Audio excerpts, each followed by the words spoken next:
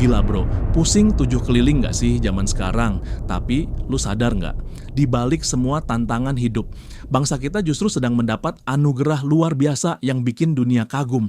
Kita ternyata dianugerahi harta karun raksasa berupa 25 miliar ton pasir silika. Ini bukan sekadar pasir biasa, tapi ini adalah fondasi teknologi masa depan yang sedang dicari oleh seluruh dunia. Bayangkan potensinya. Kita memegang cadangan terbesar kedua di dunia. Ini adalah tiket emas Indonesia untuk menjadi pemain inti di era energi hijau. Tanpa bahan baku dari tanah air kita, kemajuan teknologi global akan sulit terwujud. Ini artinya posisi Indonesia sekarang sangat strategis, terhormat, dan dibutuhkan oleh banyak negara sahabat. Momentum kebangkitan ini harus kita sambut dengan cerdas dan penuh semangat. Saatnya kita naik kelas. Kita tidak lagi sekadar mengirim bahan mentah, tapi kita mulai mengolahnya sendiri di dalam negeri lewat hilirisasi. Nilai ekonominya bisa melesat ribuan kali lipat. Dari butiran pasir menjadi panel surya dan komponen canggih. Ini adalah jalan terang menuju kemakmuran rakyat dan Indonesia emas yang kita impikan. Di video ini, gua bakal bedah tuntas bagaimana strategi cantik Indonesia mengubah anugerah alam ini menjadi kekuatan ekonomi baru yang memberdayakan kita semua. Kita dukung langkah besar ini agar manfaatnya bisa dirasakan sampai ke anak cucu kita nanti. Tapi sebelum kita masuk ke datanya, tekan tombol subscribe dan nyalain loncengnya sekarang juga. Kenapa? Karena wawasan masa depan dan semangat optimisme kayak gini gak akan lu temuin di sekolah manapun. Biar kita pinter bareng, siap bareng. Udah, oke kita gas.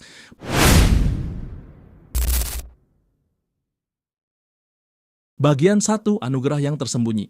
Oke bro, kita masuk ke pembahasan. Intinya tadi di awal gua sudah singgung soal harta karun raksasa ini. Sekarang mari kita duduk tenang, tarik napas, dan resapi betapa luar biasanya anugerah Tuhan buat tanah air kita ini. Selama ini, mungkin kita sering dengar kalau Indonesia itu kolam susu, tanah surga, tongkat kayu dan batu jadi tanaman. Tapi jujur, seringkali kalimat itu cuma jadi lirik lagu doang, tanpa kita benar-benar paham apa isinya. Nah, tahun 2025 ini, mata kita dipaksa melek. Ternyata, di balik rimbunnya hutan Kalimantan, di pesisir pantai Kepulauan Riau yang indah, sampai ke tanah Sumatera, tersimpan butiran-butiran emas putih yang nilainya tak terhingga. Namanya pasir silika atau pasir kuarsa. Gua mau ajak lu bersyukur dulu. Bayangkan, negara lain harus beli mahal-mahal, harus impor ribuan kilometer cuma buat dapat bahan ini. Kita dikasih gratis sama alam. Tinggal bagaimana kita sebagai manusia yang dikasih akal budi, mau mengelolanya dengan bijak atau menyia-nyiakannya. Ini bukan soal kita sombong punya sumber daya alam. Bukan, ini soal tanggung jawab. Ketika Tuhan titipkan harta sebesar ini, artinya ada amanah besar di pundak kita untuk menjadikannya berkah bagi banyak orang, bukan cuma segelintir orang. Bagian 2, bedah. Data dan validasi angka 25 miliar ton. Sekarang, mari kita bicara data. Gua nggak mau lu percaya omongan gua cuma karena gua ngomongnya semangat. Kita harus pegang data yang valid biar argumen kita kuat dan nggak dibilang asal-asalan. Berdasarkan data pemutakhiran terbaru tahun 2025 dari Pusat Sumber Daya Mineral Batubara dan Panas Bumi atau PSDMBP di bawah Kementerian ESDM. Angka yang tercatat itu bikin merinding bro. Total sumber daya pasir silika di Indonesia tercatat mencapai angka 25,33 miliar ton. Lu bayangin angka itu. 25 miliar ton lebih kalau butiran pasir ini kita tumpuk. Mungkin tingginya sudah ngalahin gunung tertinggi. Tapi, sebagai orang yang cerdas, kita harus bisa baca data dengan jernih dari total sumber daya raksasa itu. Cadangan yang sudah terbukti atau proven reserve dan siap ditambang secara ekonomis saat ini ada di angka sekitar 330 juta ton.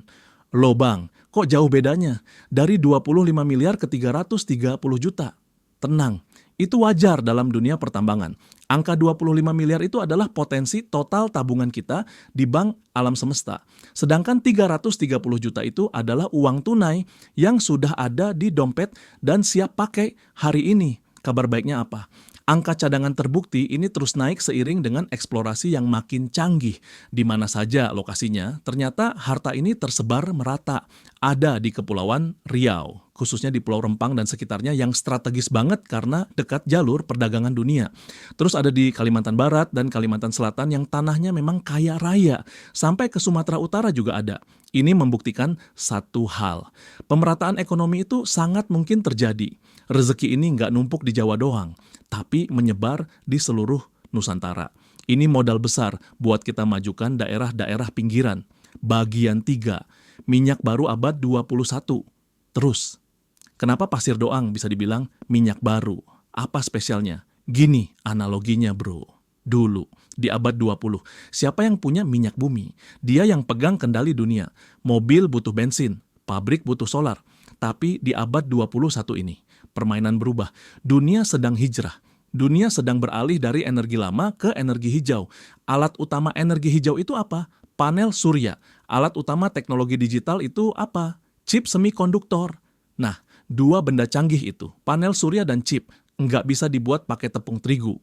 Bahan baku utamanya adalah silika dengan kemurnian tinggi atau high purity quartz. Kaca pelindung panel surya itu butuh silika dengan kadar SiO2 di atas 99,5%. Tanpa pasir jenis ini, revolusi energi hijau dunia bakal mogok. Mobil listrik masa depan, pabrik canggih di Eropa, PLTS raksasa di Arab. Semuanya butuh pasokan silika ini. Dan disinilah peran Indonesia jadi sangat krusial secara historis.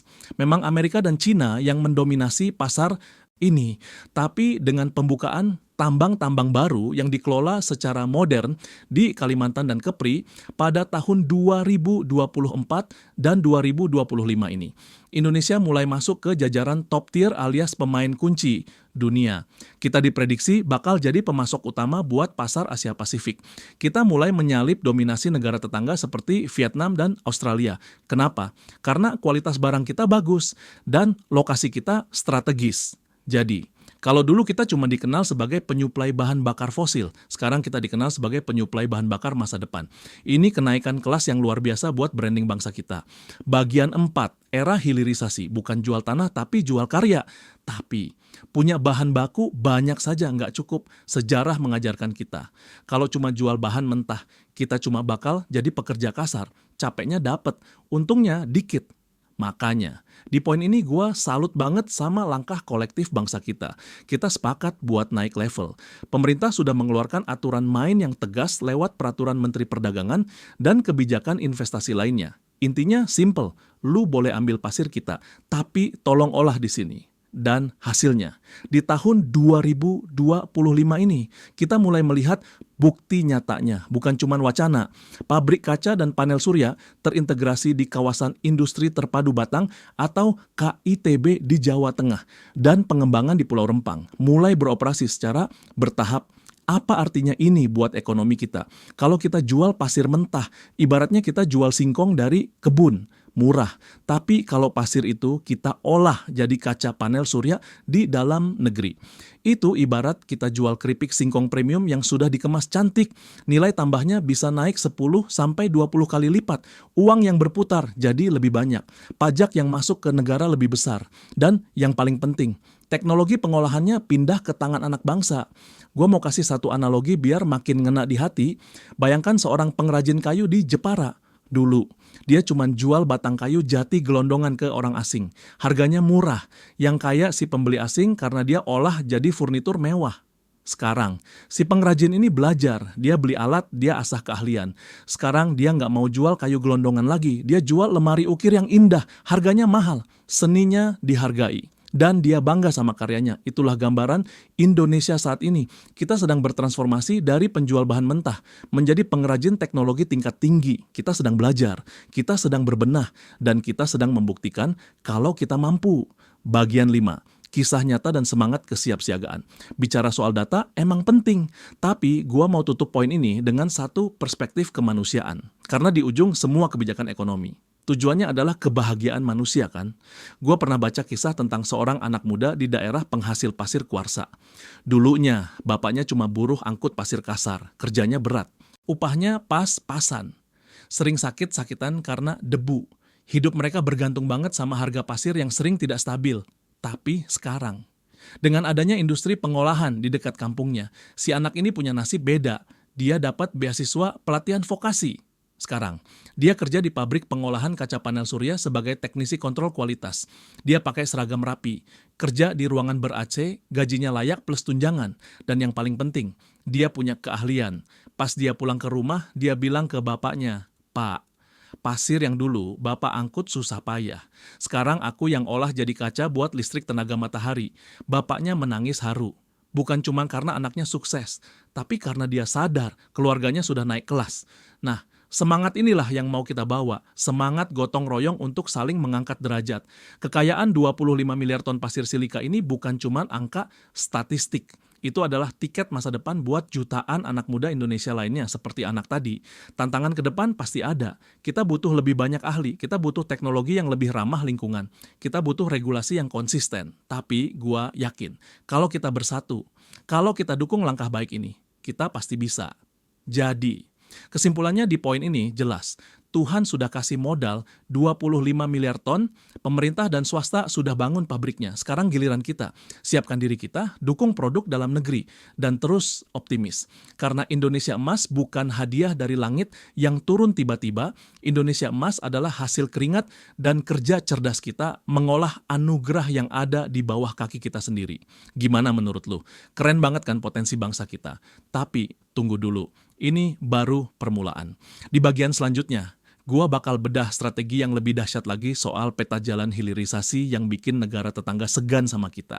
Tetap ditarik tuas. Oke bro, sekarang kita masuk ke bagian yang menurut gua paling krusial. Ini adalah titik balik sejarah ekonomi bangsa kita.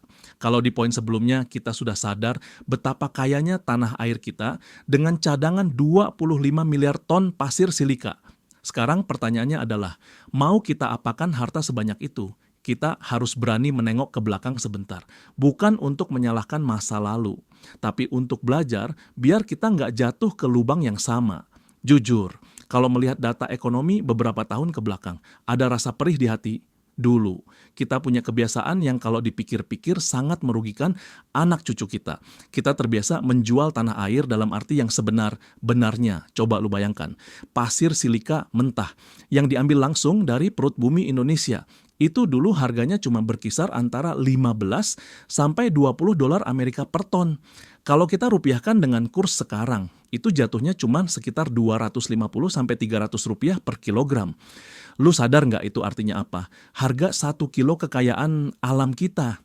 Harganya lebih murah daripada biaya parkir motor sejam. Bahkan lebih murah dari harga permen di warung, kita mengeruk tanah kita, merusak ekosistem kita, cuma buat dapat uang receh. Miris kan? Rasanya gregetan banget kalau ingat itu. Sementara itu, negara lain yang membeli pasir murah kita, mereka tersenyum lebar, mereka bawa pasir itu ke negaranya. Mereka olah dengan teknologi canggih. Lalu, mereka ubah jadi kaca panel surya atau silicon metal. Tahu berapa kenaikan nilainya? Kalau jadi kaca panel surya, nilainya naik 10 kali lipat.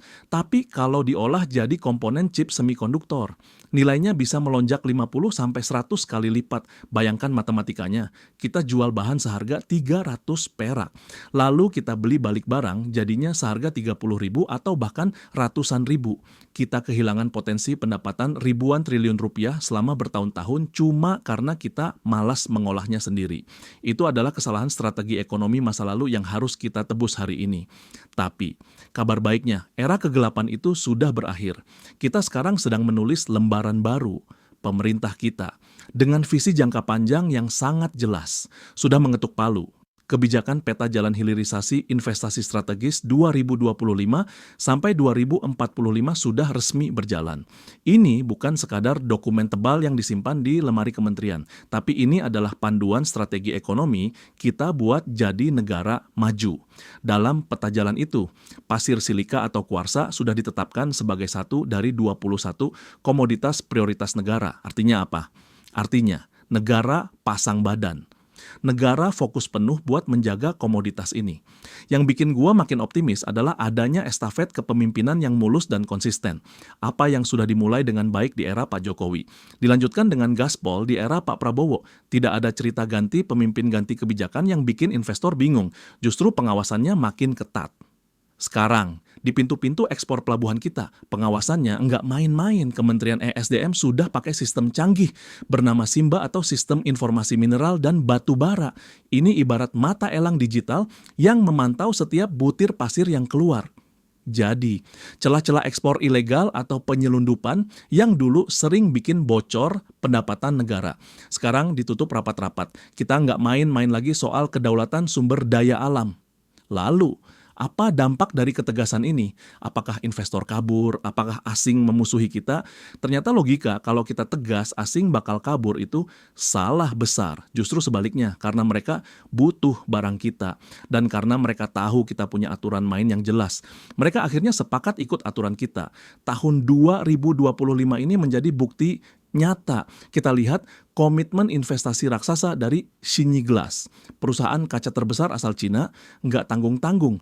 Nilai investasinya mencapai 11,5 miliar dolar Amerika atau sekitar 175 triliun rupiah.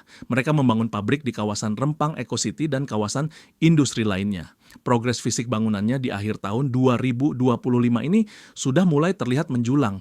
Nggak cuma China, Korea Selatan juga nggak mau ketinggalan di Jawa Tengah. Tepatnya di kawasan Industri Terpadu Batang atau KITB, pabrik kaca milik KCC Glass sudah mulai beroperasi secara komersial di tahun ini. Coba lu resapi maknanya. Dulu, kapal asing datang cuma bawa alat keruk, ambil pasir, terus pergi. Sekarang, mereka datang bawa uang, bawa teknologi, bawa mesin canggih, dan membangun pabrik permanen di atas tanah kita. Mereka menanam modal jangka panjang. Ini membuktikan bahwa Indonesia sekarang punya posisi tawar yang sangat tinggi. Kita bukan lagi negara yang bisa didikte, tapi kita adalah mitra strategis yang sejajar.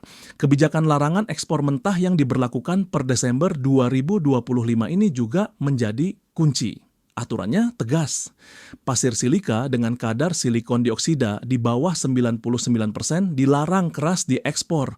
Hanya perusahaan yang punya komitmen membangun smelter atau pabrik pengolahan di dalam negeri yang dikasih kuota terbatas. Itu pun cuma selama masa transisi. Ini adalah bentuk dorongan yang positif. Kita mendesak dunia untuk menghargai sumber daya kita. Kita mendesak industri global untuk berbagi kue ekonomi dengan rakyat Indonesia.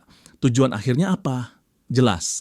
Kedaulatan ekonomi, target pemerintah di tahun 2025 dan seterusnya bukan cuma soal angka pertumbuhan ekonomi, tapi soal merubah struktur ekonomi kita. Kita mau Indonesia jadi hub atau pusat produksi panel surya di Asia Tenggara. Logikanya sederhana. Kalau pabrik kacanya ada di Batang, pabrik silikonnya ada di Rempang, dan bahan bakunya ada di Kalimantan, maka biaya produksi panel surya buatan Indonesia bakal jauh lebih murah dibanding negara lain. Kalau panel surya murah, transisi energi di rumah-rumah kita jadi lebih cepat, listrik jadi lebih bersih dan terjangkau. Dan yang paling menyentuh hati gua adalah dampaknya buat manusia Indonesia. Dengan adanya pabrik-pabrik canggih ini, lapangan kerja yang tercipta bukan lagi sekadar pekerja kasar. Kita butuh ribuan insinyur kimia, kita butuh ahli mekatronika, kita butuh manajer operasional, kita butuh analis data. Anak-anak muda lulusan SMK dan Politeknik di daerah sekarang punya harapan baru. Mereka nggak perlu merantau jauh-jauh jadi buruh di negeri orang, di kampung halaman mereka sendiri. Sekarang berdiri industri masa depan yang butuh keahlian mereka. Mereka bisa kerja pakai seragam rapi, mengoperasikan robot, dan mendapat gaji yang layak. Ini adalah kenaikan kelas bagi martabat pekerja Indonesia. Gua mau kasih satu analogi biar lu makin paham betapa pentingnya langkah ini. Bayangkan lu punya kebun gandum. Selama puluhan tahun, lu cuma jual gandum mentah itu karungan dengan harga murah ke tetangga. Tetangga lu yang pinter, dia giling gandum itu jadi tepung, dia bikin jadi roti yang enak, jadi kue ulang tahun yang cantik, terus dia jual balik ke lu dengan harga mahal, lu yang punya gandum. Tapi lu yang kurang sejahtera, tetangga lu yang kaya raya. Nah, hilirisasi ini ibarat lu mulai sadar, lu stop jual gandum mentah, lu beli mesin giling sendiri, lu belajar bikin roti sendiri, lu buka toko roti sendiri di depan kebun lu. Sekarang, orang kalau mau makan roti enak, harus beli di toko lu. Keuntungannya buat lu, ampasnya bisa buat pakan ternak lu, dan lu bisa pekerjakan tetangga lu buat bantu jaga toko. Itulah yang sedang dilakukan Indonesia sekarang. Kita sedang belajar jadi toko roti teknologi dunia. Jadi, bisa dibilang tahun 2025 adalah akhir dari era keruk dan jual. Kini, narasi kita berubah total. jika dunia ingin mendapatkan silika kualitas terbaik dari Indonesia. Mereka tidak butuh kapal keruk, mereka butuh batu bata, semen, dan baja untuk membangun pabrik di sini. Inilah prinsip yang enggak bisa ditawar lagi. Hilirisasi adalah jalan pintas strategis kita menuju negara maju. Kita harus dukung penuh, kita harus kawal bareng-bareng. Jangan biarkan ada pihak yang tidak bertanggung jawab coba main belakang lagi buat jual tanah air kita murah-murah. Kita sudah ada di jalur yang benar, bro. Jalur yang mandiri, jalur yang berani, dan jalur yang bakal bikin bangga anak cucu kita nanti. Di pembahasan selanjutnya, kita bakal bedah lebih dalam lagi seberapa gila ledakan nilai ekonominya kalau kita konsisten di jalur ini. Tetap simak terus, karena kita baru saja mulai memanas. Oke bro, kalau di pembahasan sebelumnya kita sudah bicara soal strategi menahan barang mentah biar nggak dijual murah. Sekarang gue mau ajak lu masuk ke bagian yang paling menarik, bagian yang bakal menjawab pertanyaan besar di kepala kita semua. Sebenarnya, seberapa kaya sih kita kalau pasir ini benar-benar kita olah sendiri? Apa dampaknya buat dompet negara dan dompet kita sebagai rakyat? Siapkan kalkulator lu, atau minimal siapkan imajinasi lu. Karena angka-angka yang bakal kita bedah ini bukan angka kaleng-kaleng. Ini adalah matematika rezeki yang gila-gilaan. Mari kita mulai dari logika yang paling dasar, yaitu nilai tambah. Gue mau pakai bahasa yang sesederhana mungkin biar kita satu frekuensi. Selama ini, kita menjual pasir silika mentah dengan harga pasar dunia yang sangat rendah. Data per tahun 2025 mencatat, harga pasir mentah itu berkisar antara 15 sampai 20 dolar Amerika per ton. Murah banget. Tapi, begitu pasir yang kelihatannya sepele ini masuk ke pabrik pemurnian, dicuci, diproses dengan teknologi tinggi, dan diubah menjadi barang setengah jadi bernama solar grade silicon. Harganya meledak. Kenapa bisa meledak? Karena silikon jenis ini punya tingkat kemurnian 99,99999%. Ini bukan lagi pasir kotor. Ini adalah material kristal murni yang menjadi jantung dari panel surya. Data teknis menunjukkan fakta yang bikin geleng-geleng kepala. Kenaikan nilai tambahnya mencapai 1.300 hingga 1.500 kali lipat dari harga bahan mentah. Biar lu lebih gampang membayangkannya. Gua kasih analogi begini. Bayangkan ada satu truk pasir mentah parkir di depan rumah lu. Harganya mungkin cuma jutaan rupiah. Setara harga motor bekas.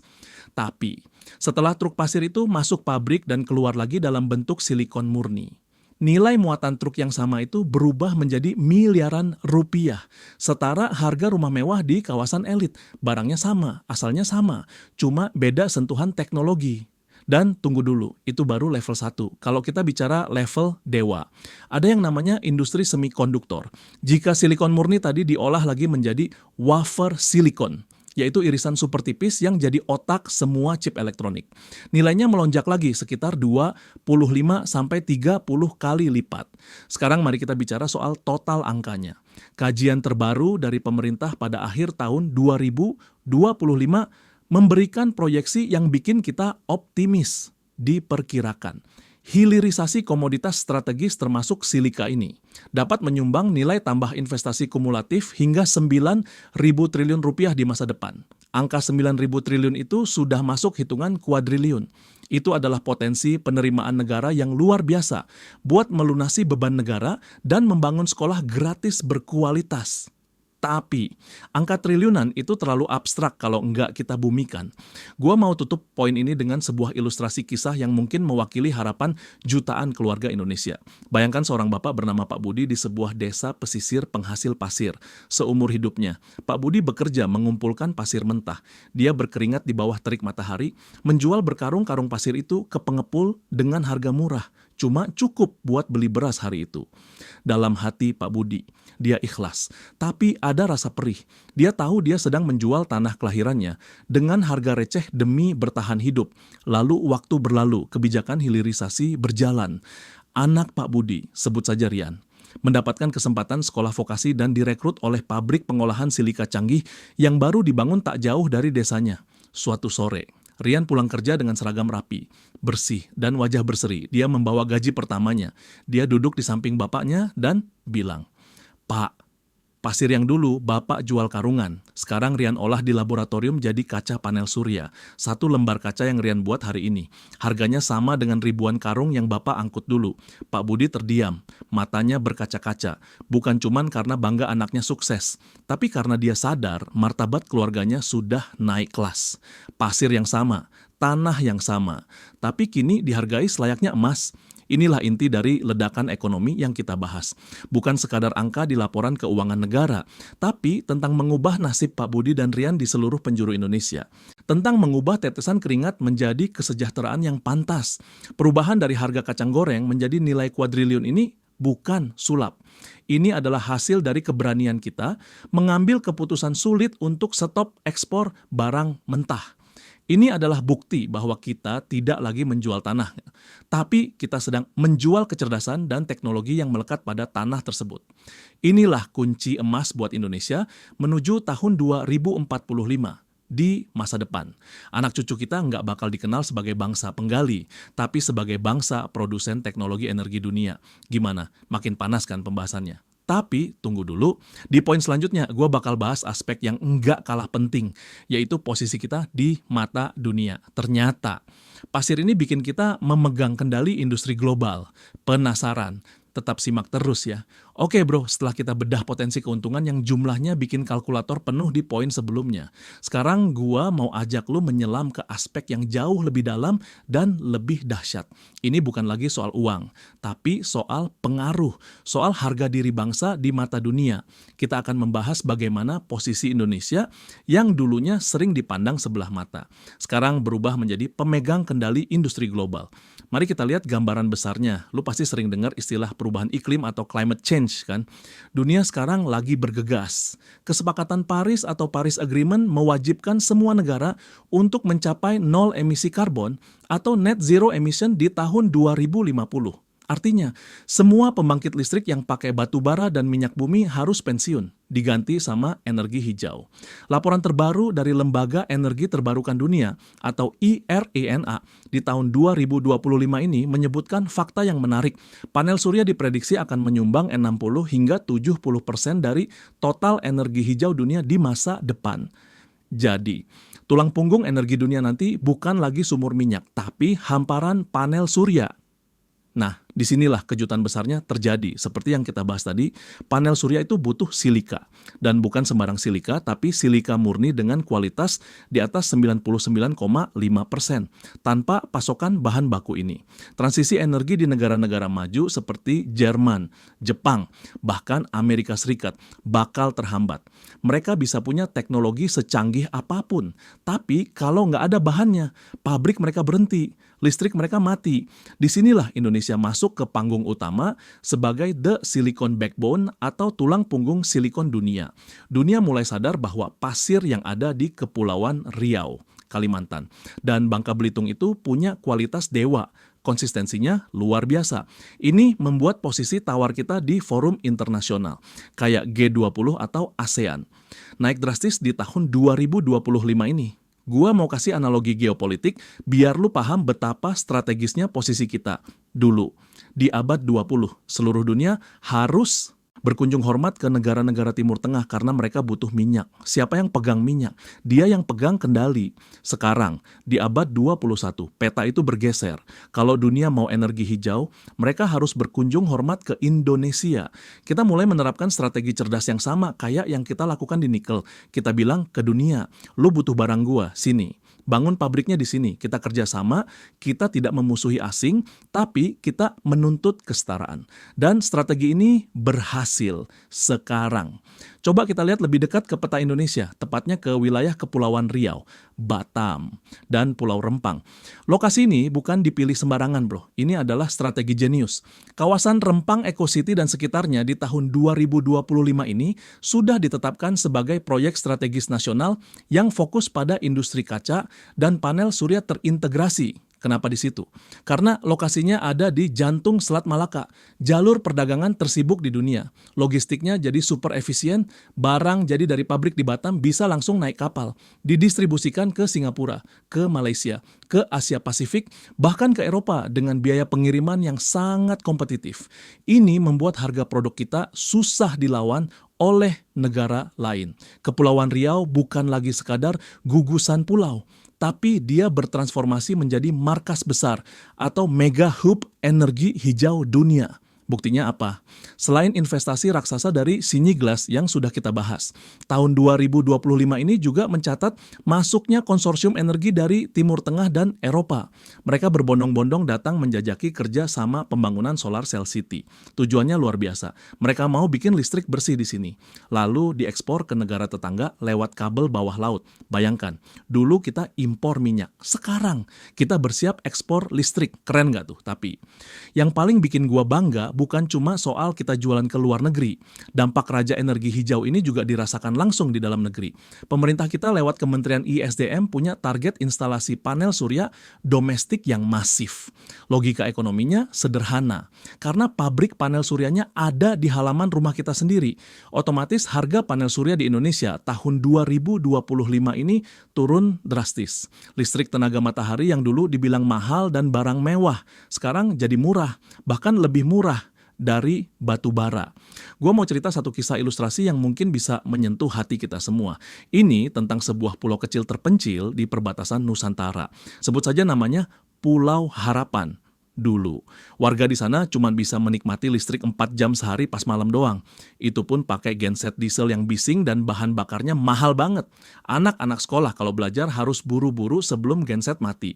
Kehidupan di sana sepi dan gelap. Tapi, berkat revolusi industri silika ini, panel surya jadi murah dan terjangkau. Pemerintah dengan cepat memasang ladang panel surya di pulau itu.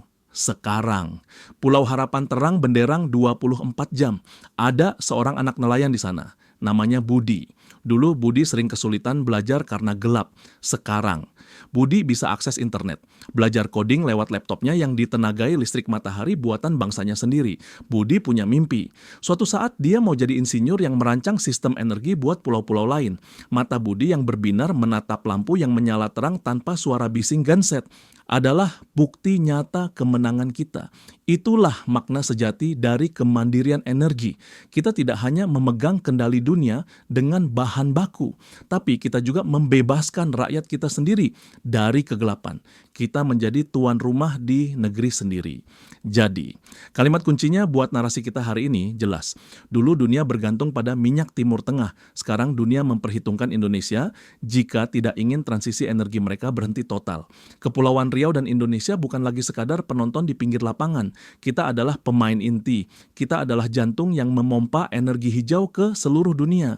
Posisi geopolitik ini adalah amanah besar, bro.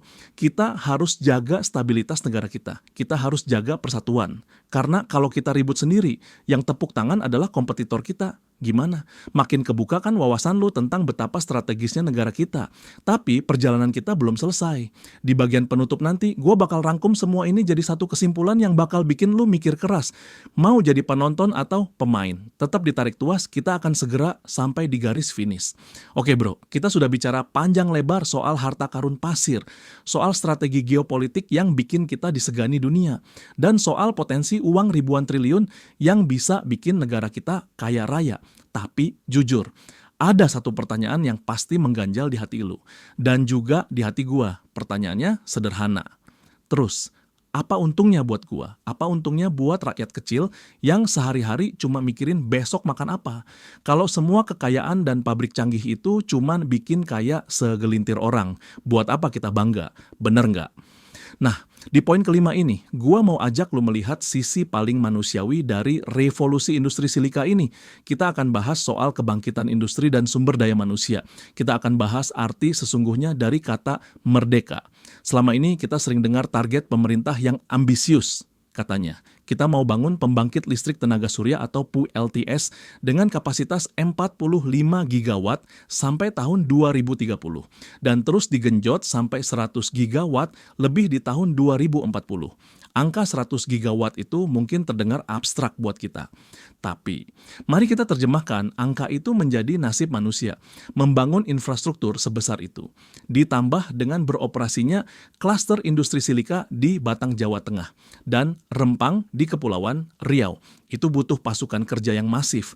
Tapi ingat, Ini bukan zaman kerja otot semata. Industri masa depan ini nggak butuh tenaga kasar. Industri kaca panel surya dan semikonduktor itu butuh kecerdasan. Mereka butuh insinyur material yang paham kimia.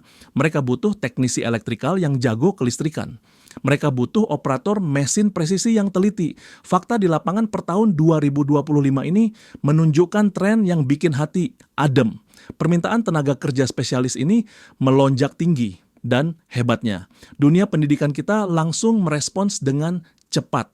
Beberapa universitas dan politeknik, seperti di Batam dan Bandung, sudah membuka program studi khusus terkait semikonduktor dan energi surya. Ini adalah sinergi gotong royong yang nyata antara industri dan pendidikan. Diproyeksikan, bakal ada puluhan ribu lapangan kerja baru yang bergengsi sampai tahun 2030 nanti. Bayangkan anak-anak muda kita, dulu. Mungkin cita-cita mentoknya cuman mau jadi buruh pabrik biasa atau merantau jadi pekerja migran non-prosedural karena di kampung nggak ada kerjaan. Sekarang, mereka punya opsi baru. Mereka bisa jadi ahli microchip. Mereka bisa jadi perancang panel surya. Mereka bekerja di negeri sendiri, dekat dengan orang tua, tapi dengan standar keahlian kelas dunia. Inilah yang gua sebut naik kelas.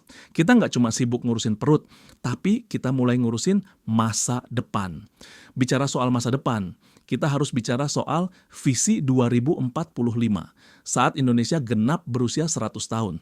Mimpi besarnya adalah swasembada teknologi. Jujur saja, selama ini kita sering merasa minder, HP kita merek asing, laptop kita merek asing, bahkan peniti saja kadang kita impor.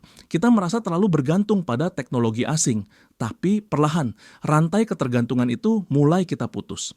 Data Kementerian Perindustrian tahun 2025 menunjukkan bahwa kita sudah punya peta jalan yang jelas untuk membangun ekosistem chip semikonduktor dari hulu ke hilir. Ingat, ini perjalanan panjang, kita baru merintis. Tapi langkah pertamanya sudah kita pijak dengan mantap. Dengan beroperasinya pabrik-pabrik kaca canggih seperti KCC Glass dan Shinyi Glass. Di tahun 2025 ini, ada satu fakta yang sangat membanggakan. Indonesia tidak lagi mengimpor kaca panel surya secara penuh. Kita mulai memproduksi sendiri. Coba resapi kalimat ini. Listrik dari pasir sendiri, pasirnya dari tanah Kalimantan, diolah di pabrik Jawa atau Sumatera oleh insinyur Indonesia, lalu jadi panel surya yang menerangi rumah-rumah di Sulawesi dan Papua. Itu adalah definisi kemandirian yang luar biasa, bro. Kita berdiri di atas kaki sendiri, dari hulu sampai ke hilir. Dan kalau kita tarik lebih luas lagi ke kancah global, kemandirian ini bikin kita tangguh. Di tengah kompetisi dagang antara raksasa dunia seperti Amerika dan Cina, yang bikin ekonomi global tidak pasti, Indonesia justru punya tameng yang kuat. Kenapa? Karena kita bisa bikin bahan bakunya sendiri. Ketahanan ekonomi kita di tahun 2025 ini jauh lebih baik karena kita nggak gampang disetir negara lain. Kalau dulu negara lain batuk, kita demam. Sekarang, kalau negara lain batuk, kita tawarkan obatnya karena kita punya bahannya. Gua mau tutup pembahasan poin ini dengan sebuah kisah ilustrasi yang mungkin bisa mewakili perasaan jutaan orang tua di Indonesia. Bayangkan ada seorang bapak, namanya Pak Jajang, di sebuah desa kecil. Anaknya, Satria, baru lulus SMK. Pak Jajang sempat bingung, takut anaknya nganggur karena sawah makin sempit. Tapi Satria ternyata lulus tes masuk pelatihan vokasi industri kaca panel surya di kawasan industri baru. 6 bulan kemudian, Satria pulang. Dia nggak pakai baju lusuh. Dia cerita ke bapaknya kalau dia sekarang kerja pakai baju khusus yang bersih banget kayak astronot. Namanya bunny suit. Karena dia kerja di ruangan steril pabrik semikonduktor. Satria bilang, "Pak, benda kecil yang Satria bikin ini nanti bakal dipakai di mobil listrik orang Eropa." Pak Jajang mungkin nggak ngerti teknisnya, tapi Pak Jajang tahu satu hal. Anaknya punya masa depan. Anaknya nggak perlu mewarisi kesulitan bapaknya. Ada rasa bangga yang meledak di dada Pak Jajang. Rasa bangga bahwa anaknya adalah bagian dari kemajuan zaman. Kisah Satria dan Pak Jajang ini adalah potret kecil dari wajah Indonesia emas yang sedang kita lukis bareng-bareng. Jadi kesimpulannya, kebangkitan industri ini adalah perwujudan kemerdekaan seutuhnya. Kita tidak hanya merdeka dari penjajahan fisik di masa lalu, tapi hari ini kita sedang berjuang untuk merdeka dari ketergantungan teknologi asing. Bahan dasar Indonesia emas itu ada di bawah kaki kita. Pasir yang selama ini kita injak ternyata adalah emas yang tertunda. Dan kini, dengan semangat gotong royong, dengan kecerdasan anak bangsa, kita olah sendiri untuk kemakmuran rakyat. Kita sudah punya bahannya, kita sudah punya pabriknya, kita sudah punya pasarnya. Sekarang yang tersisa cuma satu pertanyaan, kita punya mentalnya? Enggak. Gua yakin lu punya jawabannya. Kita bangsa petarung. Kita siap menyambut masa depan ini dengan kepala tegak. Jadi, lu lihat sendiri kan bro, apa yang sedang terjadi di tanah air kita sekarang adalah sebuah revolusi sunyi. Nggak banyak yang teriak-teriak di berita, tapi dampaknya nyata dan besar. Kita sudah bedah semuanya hari ini. Pertama, fakta bahwa kita dianugerahi harta karun 25 miliar ton pasir silika yang menjadi nyawa teknologi dunia. Kedua, keberanian kita untuk stop menjual tanah air murah meriah dan memaksa dunia menghargai kita lewat hilirisasi. Ketiga, potensi ledakan ekonomi ribuan triliun rupiah yang bukan lagi mimpi, tapi matematika nyata. Keempat, posisi kita sebagai pemegang kendali utama energi hijau global. Dan kelima, kebangkitan anak muda Indonesia yang mulai menjadi tuan di negeri sendiri lewat penguasaan teknologi. Kesimpulannya cuma satu, Indonesia di tahun 2025 sedang mengubah takdirnya. Dari sekadar negara tempat mengambil bahan mentah, menjadi raksasa industri teknologi yang mandiri dan disegani. Kita punya sumber daya alam, kita punya pasar, kita punya tenaga kerja cerdas. Dan sekarang kita punya jalannya sendiri. Tantangan masa depan, pilihan sikap. Sekarang gua mau lempar pertanyaan serius ke lu. Anggap lu punya wewenang buat nentuin masa depan diri lu sendiri di tengah gelombang besar ini. Kemana lu bakal berpihak? Pilihan A, tim penonton. Lu tetap skeptis, lu anggap ini cuma angin lalu. Lu malas upgrade kemampuan, lu cuma nunggu bantuan datang, aman di zona nyaman. Tapi lu bakal ketinggalan kereta kemajuan. Lu cuma bakal jadi saksi kesuksesan orang lain. Pilihan B, tim pemain. Lu sadar peluang ini. Lu mulai asah kemampuan lu dukung produk bangsa sendiri, lu optimis dan siap kerja keras. Hasilnya, lu dan keluarga lu bakal nikmatin buah manis dari Indonesia emas. Lu bukan cuma penonton, lu adalah penggerak sejarah. Mana pilihan lu? Tim penonton atau tim pemain? Tulis jawaban dan alasan lu di kolom komentar di bawah. Gua pengen tahu seberapa jauh visi subscriber Tarik Tuas. Terakhir, gua mau lu lakuin satu hal penting. Berikan like kalau video ini membuka wawasan lu dan tekan tombol subscribe channel ini. Tarik Tuas, beserta loncengnya. Kenapa? Karena panduan membaca peta ekonomi baru dan peluang masa depan kayak gini nggak akan lu temuin di sekolah manapun.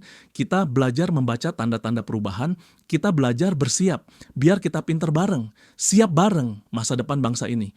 Nggak ditentukan sama omongan pengamat luar negeri, tapi ditentukan sama keberanian kita buat mengambil keputusan hari ini. Indonesia mandiri, Indonesia berdaya, you are in control, cabut.